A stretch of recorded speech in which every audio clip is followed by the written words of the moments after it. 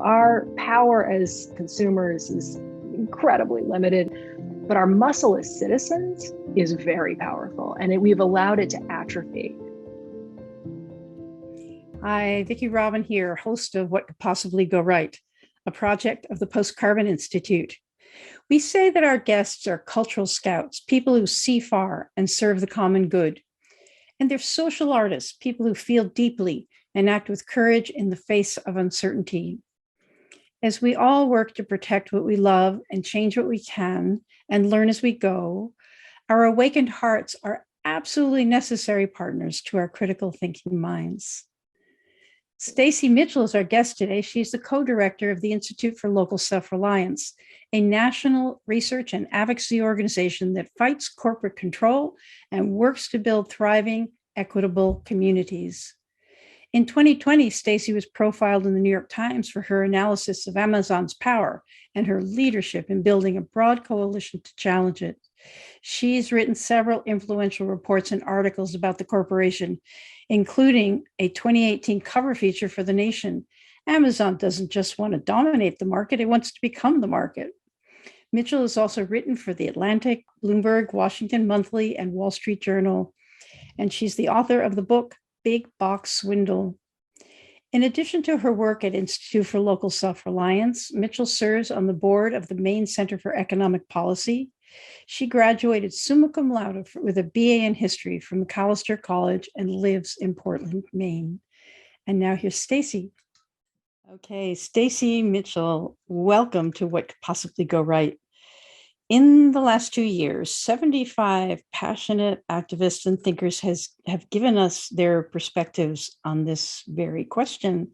Not what went wrong, not what should be, not even hope, but seeing what's possible inside of what is.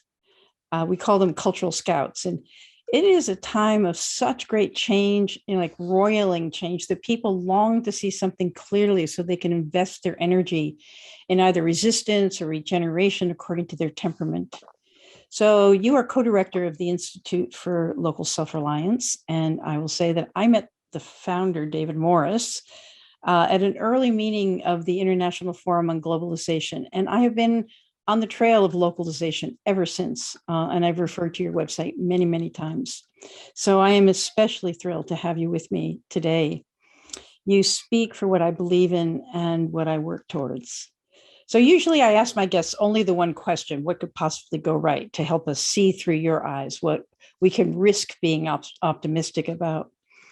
However, I miss in public discourse the sharing of what stirs our souls, what experiences have kindled our passion enough to hack away at the dominant paradigm.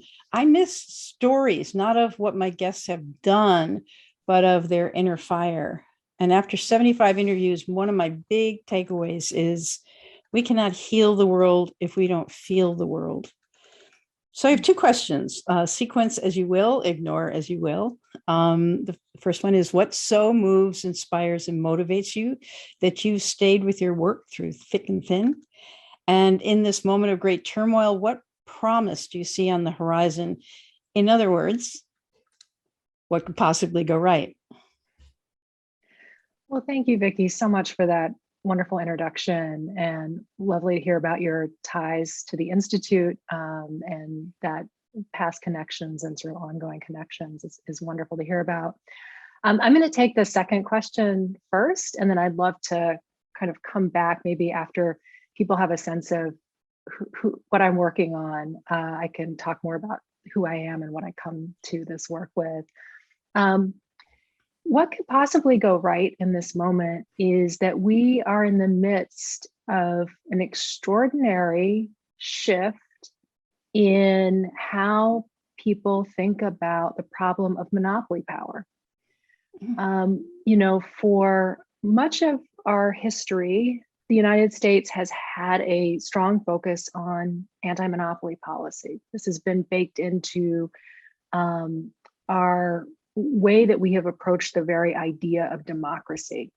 And at various times in our history, corporate power has reared its head, and we have stood up and taken advantage of that moment to reinstate and reinvigorate our anti-monopoly policies. And we can go back and talk about some of those points in history if you like, but just to say where we are right now, we have been in a truly devastating 40-year period, starting about 40 years ago in the 70s and 80s. Policymakers influenced by this particular school of thinking, the Chicago School of Economics and Law, decimated our anti-monopoly policies, turned antitrust policy on its head, and essentially created an embedded preference for consolidation of corporate power, for bigness, for loss of control at the local level, for the decimation of local economies. That's been policy, and it's been policy that's been embraced by both Democrats and Republicans for more than 40 years now, under the theory that we would all be better off, and that power, questions of power and market structure should not concern us, right? And we are now at a moment where that is changing. That set of ideas has been thoroughly discredited. And there is an ascendant group of scholars, thinkers, advocates, and now powerful enforcement people in office who are changing that policy in a fundamental way. And it could make, in my view, it is the key thing that we need to do to resurrect democracy and to really safeguard our democratic system from concentrated economic power, and thereby be able to do all of the things that we need our democracy to do. You know, it's interesting because it's the primacy of the consumer. We are not citizens in a democracy, we're consumers in a marketplace. And we've been convinced that consumer preferences, cheap, available, are really what make America great. It's like a redo of the narrative of this country. And because consumers have been convinced that their self-interest is that Amazon functions perfectly, apparently we're losing ground. We're losing local businesses.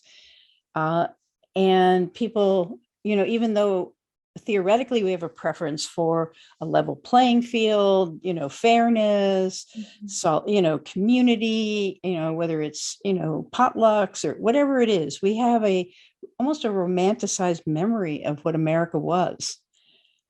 But at the level of daily life, our activities are very much consumers in a marketplace.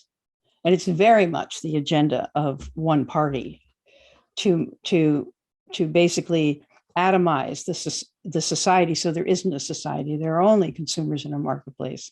So it's interesting that you think that this is shifting, because on the surface, it seems that the consolidation of power is increasing. So tell us what you see that shows the green shoots coming up through the cracks in the sidewalk.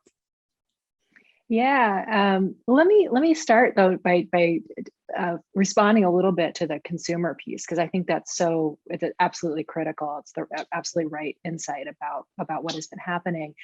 I think people have realized that our well-being, even just purely in economic terms, is not just a function of who we are as consumers, but it's also our ability to earn a good wage, to have the opportunity to start and run a business, to participate in healthy communities that have a diversity of opportunities, and a local government and a national government that actually works for people's well-being. So in all of those ways, concentrated corporate power has robbed us, right? We know that wages have been pushed down in industries as consolidation of happens, and there are fewer corporations. They compete less for labor, and wages have come down. Economists have found, for example, that a significant share of the rise in income inequality is owed directly to consolidation and corporate concentration. Similarly, we've seen a collapse in small business. This pathway to the middle class that long existed for Americans has really been cut off.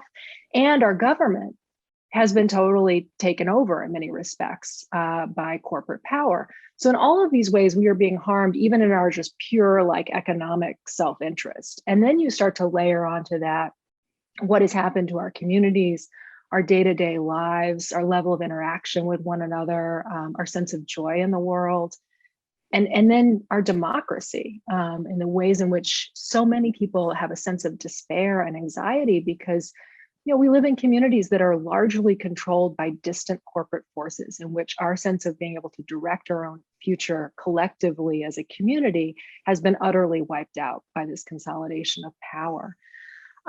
So there is this realization that is happening for many people that that this consumer identity is blinding, and that has been a total mistake. It was not part of the history of how policymakers interacted with it. It's something, the consumer identity really came about 40, 50 years ago and became this sort of ascendant idea and conceptualization. And even our elected officials refer to us as consumers, and when we are in fact citizens of the country that they serve.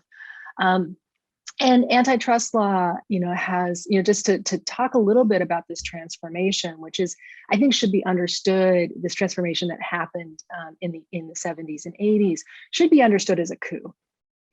When Congress passed our antitrust laws, those laws are still on the books. They are incredibly strong. They are designed to protect us as consumers, as people who produce value, as citizens. They are designed to protect us in all of those different ways and to preserve democracy. They have this broad political and social ends, and their function from the way that Congress passed them in terms of consumers is like very minimal. That's an additional issue that's part of the concern, but it is not at the center of it. The center of Congress's concern in passing those laws and in the text of the law is really about decentralizing power and seeing that as a core check, in the same way that we have the three branches of government. You have a check and balance to prevent any one branch from becoming too powerful, or the relationship between national and local government. Similarly, anti-monopoly was understood as a core part of the structure of a democracy, because you had to have a check on private power, or that would overwhelm the system too. So this is the conception of our laws that were passed in the late, beginning at the state level in the 19th century, and then at the federal level, the most recent of which passed in 1950, for example. But then you come along and you had essentially a coup. Congress did not change the law, but a set of people who were put in charge of the enforcement agencies, and ultimately it filtered through to the courts, completely upended the interpretation of those laws and really turned them on their head. And the sort of lodestar for that was this notion of efficiency, that if we had bigger businesses, they would operate more efficiently, it would be more productive. And efficiency is not exactly like a warm and fuzzy, appealing kind of a thing. So it was recast by these folks, led by Robert Bork, recast as consumer welfare. This will help consumers in terms of prices. And it's important to note that that was absolutely embraced on the left as well as the right. Barack Obama and Bill Clinton were as much proponents and drivers of these policies as anyone else in history. But it was a real coup from what Congress had in mind. And so at this moment, we actually are in this place where people are resurrecting that history, recognizing that this was a coup, looking at the incredible evidence all around us of the fact that we have outsized corporate power, and it's causing the very harms that Congress was worried about. And this, this thinking has really been ascendant among scholars, among journalists, among advocates, and we now have, and the Biden administration. So President Biden has appointed the leading light in this reform effort, a woman named Lena Khan, to chair the Federal Trade Commission, which is an agency, an independent agency that has extraordinary power to deal with corporate bad behavior and consolidation. We are expecting any day now to have the final of these 5 commissioners, to have the final Democratic commissioner be appointed, and so she will then have a 3-2 commission in order to propel that agenda. Biden has also appointed someone to lead the antitrust division within the Justice Department, a guy named Jonathan Cantor, who is also a key reformer. And within the White House itself, Tim Wu, who wrote a lovely little book called Curse of Bigness a few years ago about all of this, is a senior advisor to Biden on monopoly issues. Biden has been doing a bunch of things across government to address concentration. And so all of that is going on. And then the other thing that's really exciting is that Congress is very seriously taking up these issues, at least in the context of the big tech companies, Amazon, Google, Facebook, Apple. Congress did a major investigation, an 18-month investigation. This was led by the House Antitrust Subcommittee, part of the Judiciary Committee, into the market power of those giants. It's an extraordinary investigation. It was the first time in more than 40 years that Congress has done an investigation of monopoly power like that. And it yielded a set of recommendations and now a set of bills, at least one of which has got real legs this session this year, that would regulate, and in the case of one bill, break up the big tech companies. This effort has been interestingly bipartisan and has real legs in Congress, and is, given how little Congress has been able to do on other fronts, is really quite striking.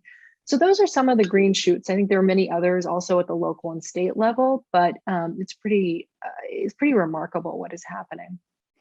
That is so beautiful to hear somebody unabashedly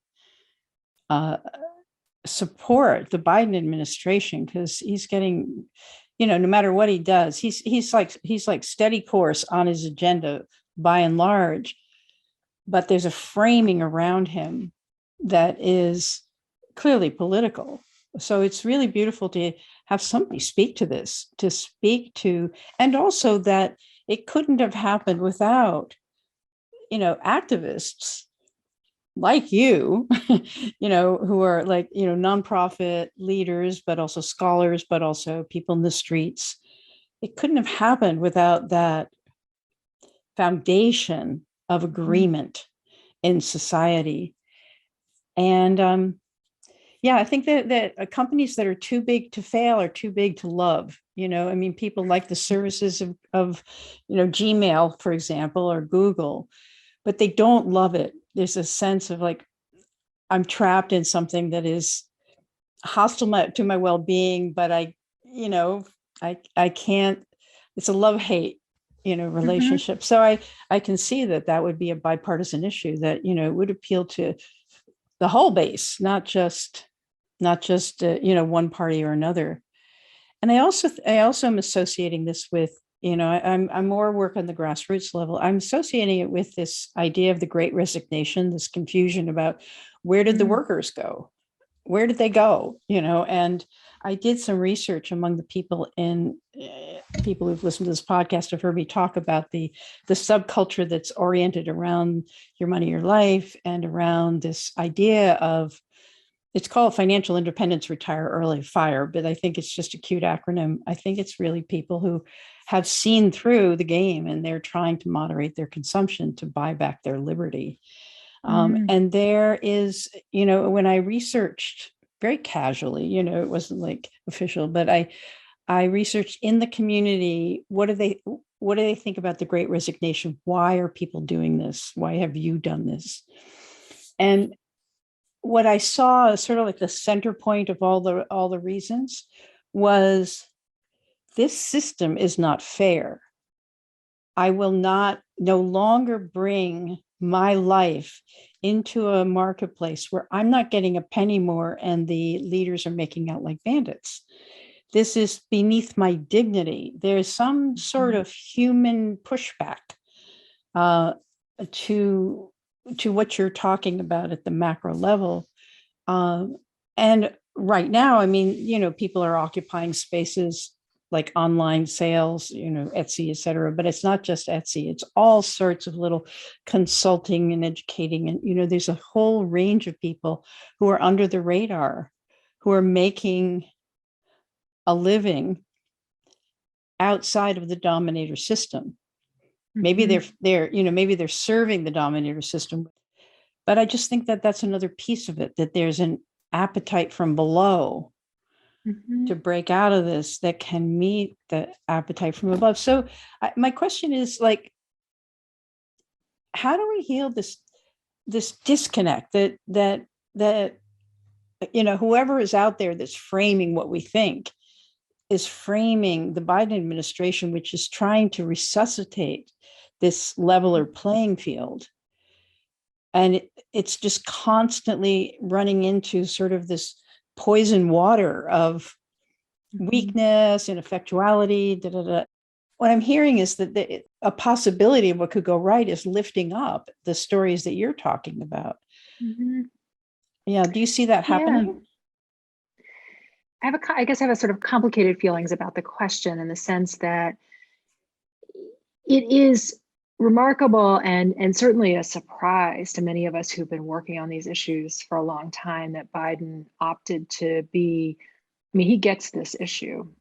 And, we could not have asked for better people in these positions. And we're now seeing, beginning to see the fruits of that. So for example, the Federal Trade Commission and the Department of Justice Antitrust Division are in the process of rewriting the merger guidelines, which sounds very arcane, but is a pivotal piece of enforcement policy that determines, how we approach corporate mergers in ways that, if they get these policies right, it will influence how courts think about antitrust policy and, whole, the sort of future of the structure of the economy.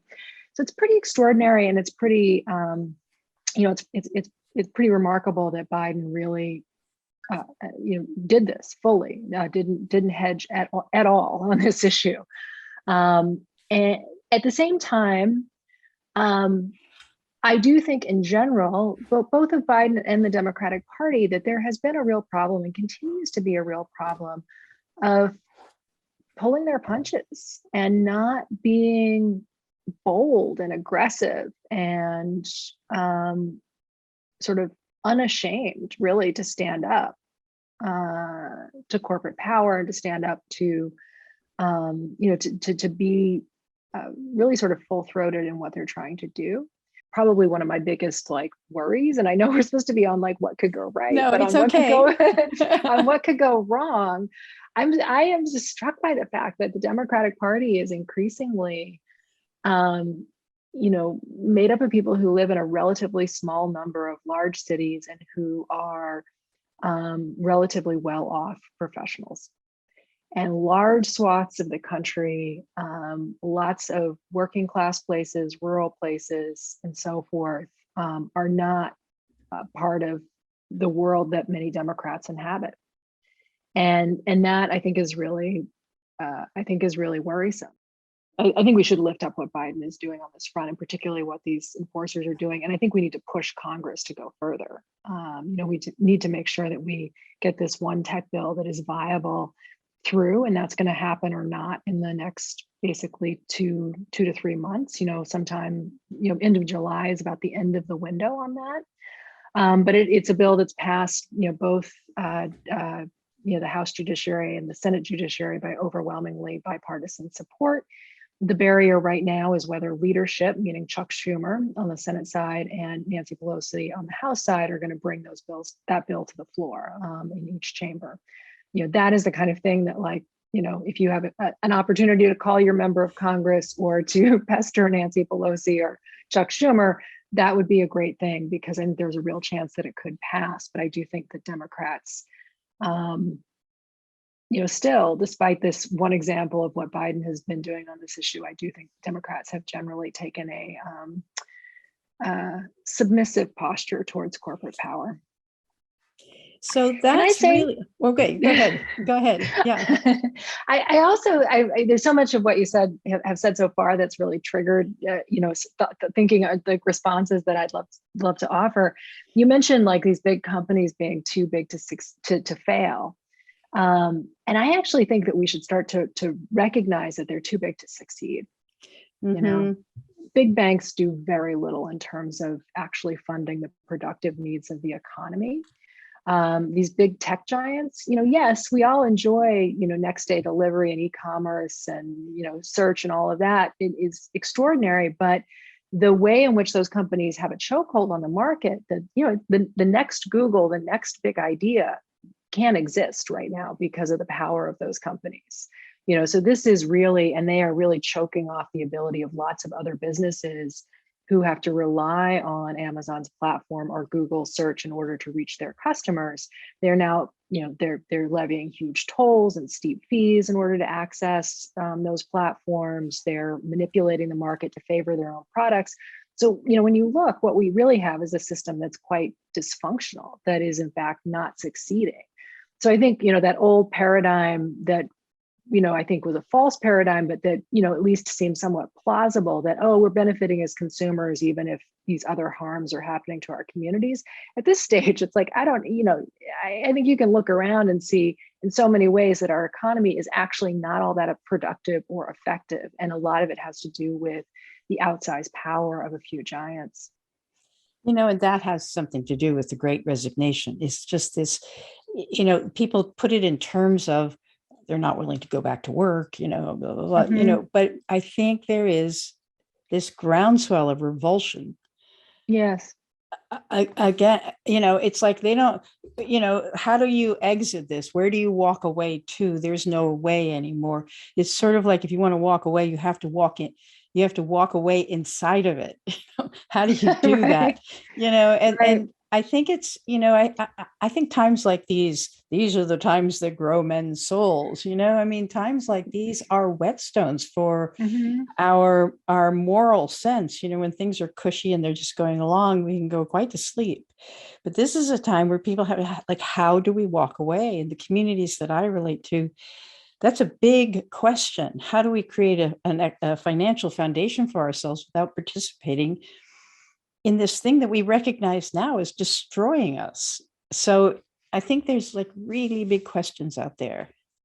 Mm-hmm. And so, but one of the things, going back to the Democrats, because this goes back to the emotional side of things, you say they're pulling their punches, they're submissive. You want them to be unashamed, but they seem to be ashamed of their values. They're not full-throated. They're chicken. you know, what is, what is that? What is it that has the Democrats or those of us who are sort of unwillingly but doing it, cooperating with systems of power? What is that inside of ourselves that keeps us from being like, someone like Stacy Mitchell, who's like, no, I'm going to step up and I'm going to tell the truth and I'm going to go in the halls of power and I'm just going to, I'm going to work on it. What inspired your courage? What activated you? What gave you the capacity to be in it for the long haul, to, even in the face of disbelief and a sort of a line of senators or, who just like, let's get rid of this woman and listen to the next person who agrees with us? What gives you that ability to stand up and not be submissive? Mm. Yeah, it's an interesting, it's interesting to think about that question. I guess when I think about, why is it that people in power are not, our elected officials are not standing up? I think, often it's attributed to things like, campaign donations and the like. More often than not, I really think it's ideology.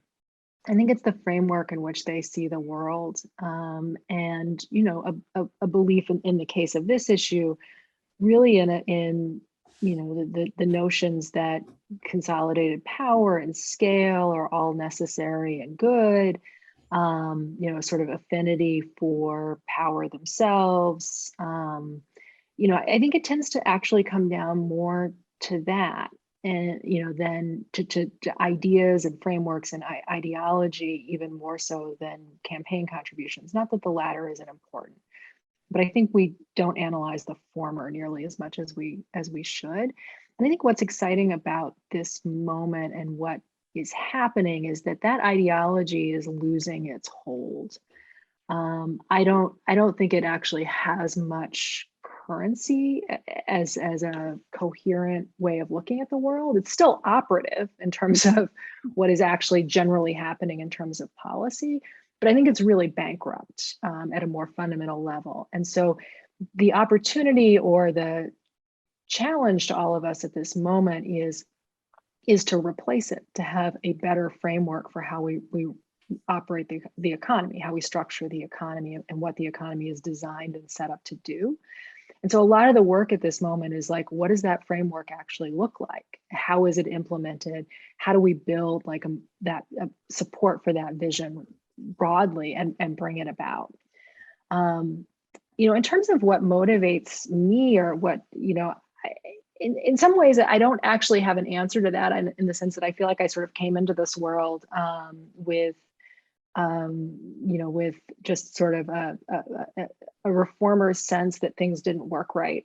And I wanted to understand why and then try to change them. I studied history in college, mainly I studied American history, a lot of like labor and environmental movement history and so on, sort of economic history, if you will, because I wanted to understand how does change happen? How do things go from working one way to working another? Like how did the anti-slavery movement succeed? How did the civil rights movement succeed?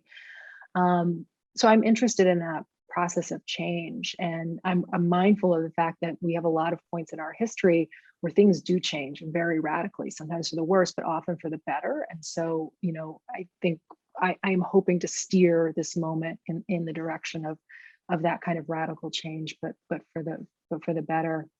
I grew up in Portland, Maine, and at the time, Portland and I live here now, is kind of a gentrifying little city. We've got a lot of those kinds of problems at this moment. But growing up here, it was a place that had been really left behind. When I was a teenager, half of the storefronts or more were empty.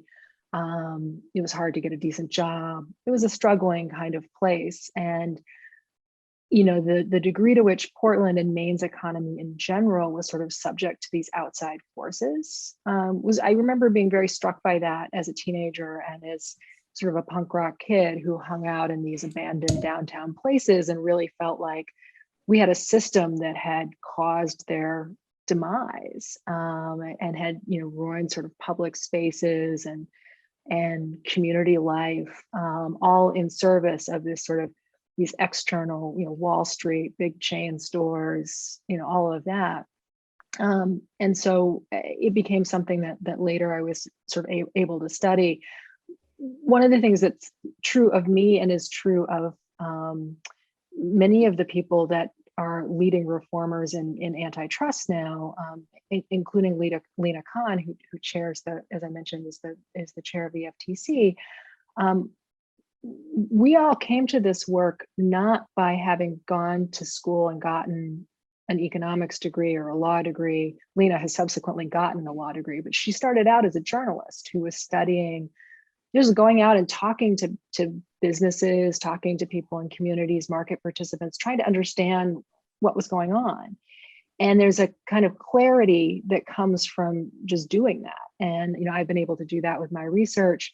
I think people who've been as I said, I feel like a lot of the things that hold us up are ideology. People have been indoctrinated into, the world of economics theory, which very much disagrees with all of these reform efforts. Have a hard time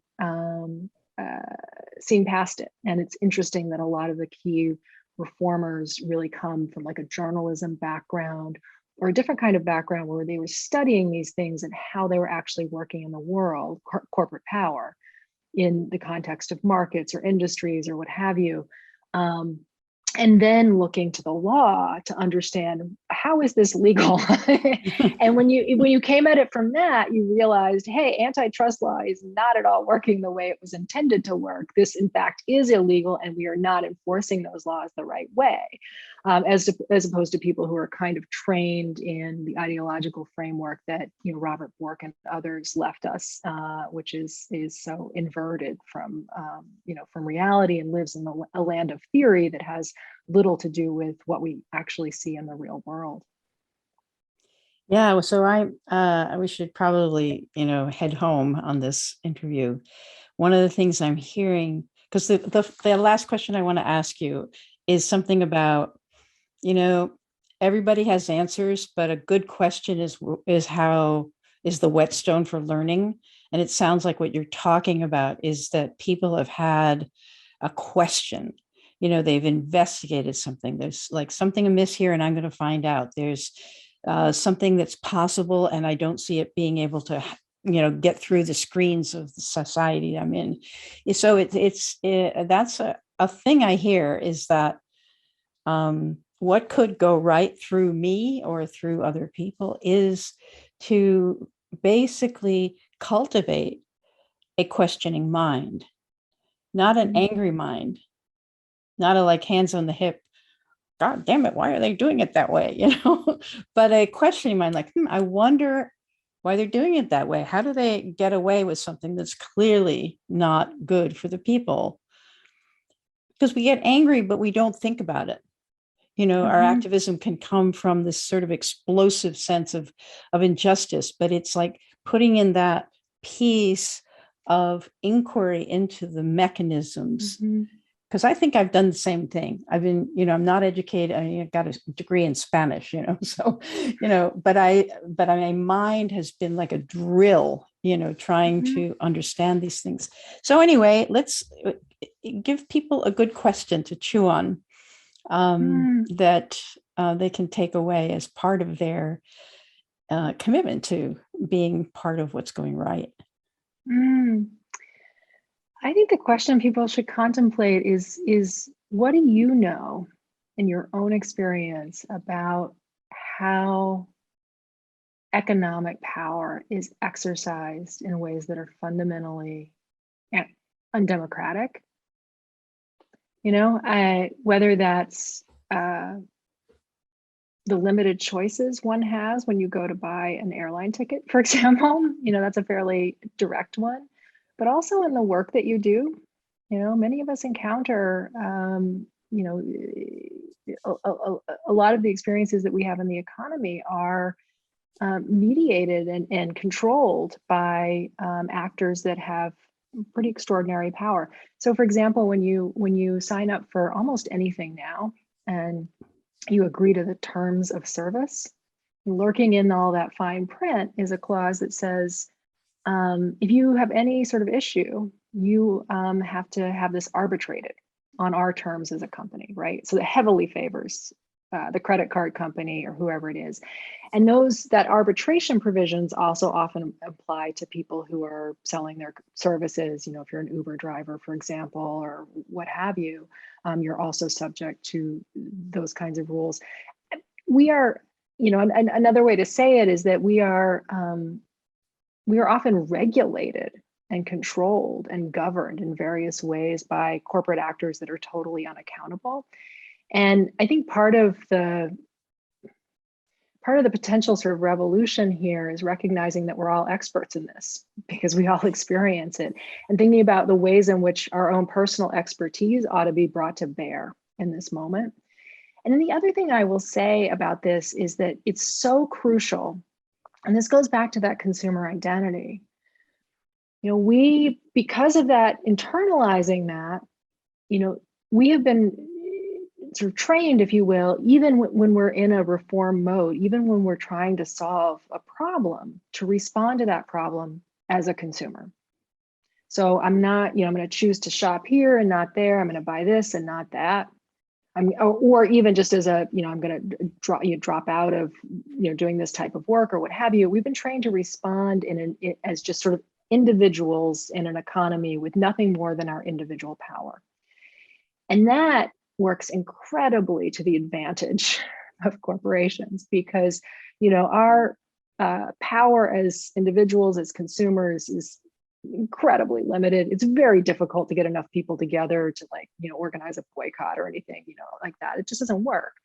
But our muscle as citizens is very powerful, and we've allowed it to atrophy.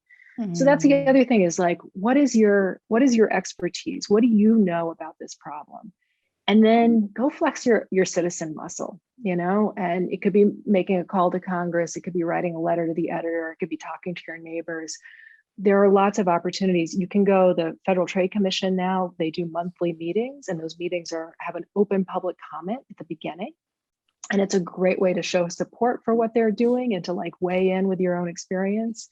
So however you know, listeners sort of think about this problem of outsized corporate power and the opportunities really to have a robust anti-monopoly movement and policy in this country again, think about how you respond to it in terms of flexing that citizen muscle as opposed to the consumer muscle. That is perfect. And to do so without pulling your punches and unashamed. Yes. Exactly. So thank you so much, Stacy. This has been really a wonderful conversation, very inspiring for me, looking for my own points of power in the society where I do have influence, and where the presumption of influence has been, you know, a mistake. So thank you so much personally, and on behalf of all the people who will listen to this. Thank you. Thanks, Vicki. I really enjoy the podcast. It's an honor to be asked to join you. So appreciate it. Thanks for all you do. Hey, thanks for listening. Don't forget to subscribe and leave us a 5-star review so that this hopeful message can get out to more people. Check out Post Carbon Institute's Resilience website for show notes and for more guest information. Thanks also to Cher Miller, Amy Burringroot, and Clara Winter of Post Carbon Institute, plus production assistant Michelle Wig from frugalityandfreedom.com.